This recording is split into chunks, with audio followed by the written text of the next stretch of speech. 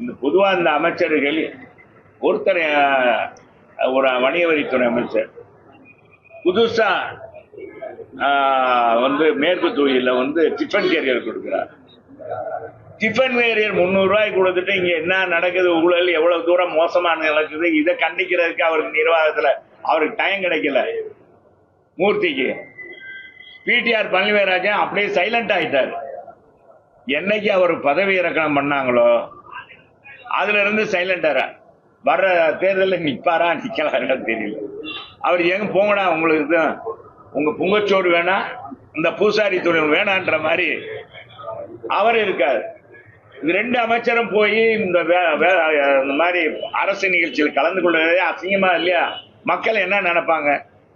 பொதுவா tiffin carrier வாங்கிட்டு போறோம், இவெல்லாம் ஒரு அமைச்சர் இது ஒரு டிஃபன் கேரியர் கொடுத்துட்டாங்க.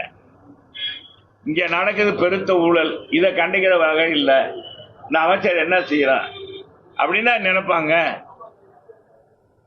நாங்க தான் சொல்றோம், இந்த 2 அமைச்சரும் ஒண்ணுக்குமே லாயக்கலாங்க, அவங்க சொந்த வேலையை தான் பாக்குறாங்க. நாங்க 10 ஆண்டுகள் அமைச்சராக இருக்கும்போது மதுரைக்கு எண்ணற்ற திட்டங்களை கொண்டு வந்தோம். புரட்சி தலைவி அம்மாவிடம் கேட்டு, புரட்சி தமிழர் எடப்பாடியாரிடம் கேட்டு கொண்டு வந்ததன் அடிப்படையில தான் இன்னைக்கு மதுரையா இருக்கு.